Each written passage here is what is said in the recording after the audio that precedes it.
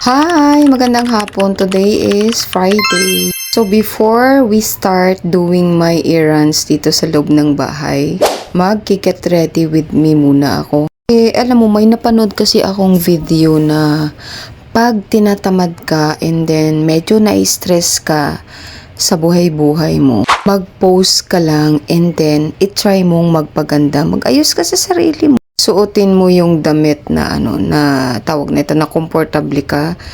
Tapos ayusin mo yung sarili mo, yung hindi naman siya bongga, pero at least maayos ka sa mga tao at the same time sa harap ng camera. Ganun. For me kasi maayos na tong aking damit, naka-shirt ako tapos medyo malaking t-shirt. Kasi naglagay naman ako dito ng sunscreen, tapos nag-lip liner ako at nagsuklay ako, kaya okay na yun. I-start na natin itong aking daily routine dito sa loob ng bahay na syempre unahan natin yung paglalaba. 2 days din akong hindi naglaba kasi nga maulan. Aside from that kasi wala kami masyadong client sa spa, so wala akong labahin ng mga bed sheets, mga towels and mga face towels na ginagamit namin sa spa namin. As a business owner, medyo malungkot yun sa side namin kasi nga walang pumapasok na income sa spa namin. Kasi guys, sa totoo lang, wala naman talaga kaming pinagkakakitaan na mag-asawa. Ang pinagkikitaan lang po talaga namin is yung pagmamassage. Kita po ng spa, yun po yung mga binabayad namin sa bills. Siyempre, may mga loan din tayo sa bank, may mga daily needs tayo na dapat bayaran.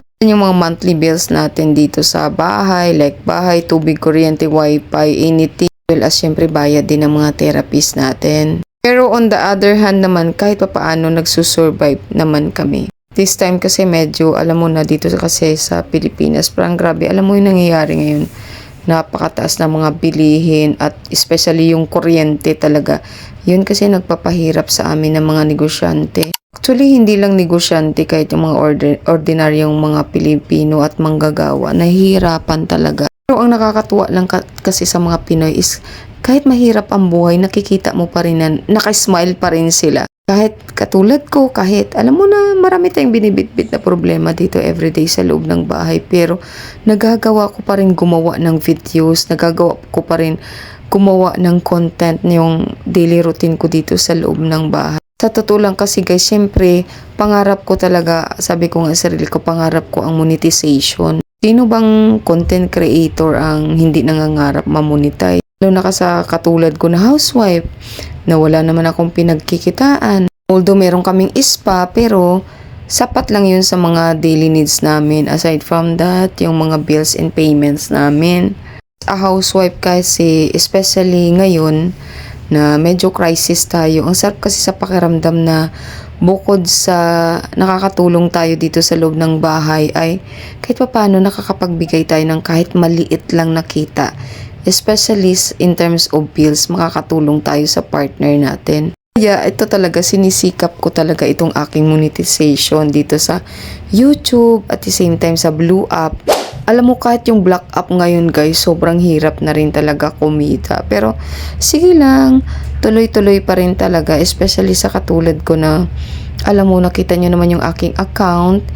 Hindi pa talaga siya ganun kadami yung subscribers. Kasi nga nag-back to zero ako ganun. Alam nyo ba, pag nanghihina ako, kinakausap ko lang ang Diyos. Sinasabi ko sa Kanya na, alam mo, sana kayanin ko lahat ng mga nangyayari sa buhay ko. At salamat kasi kahit pa paano, dinidinig niya naman ako. Nabibigyan ng solusyon yung mga problema ko at yung mga nararamdaman ko sa buhay. Tsaka, alam mo, guys, nagpapasalamat ako kasi isa akong content creator.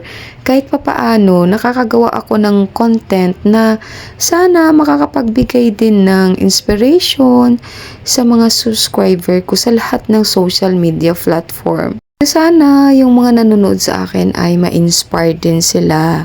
At saka bilang housewife, lagi nating tandaan na napaka-importante ng role natin sa family. Yun lang, thank you.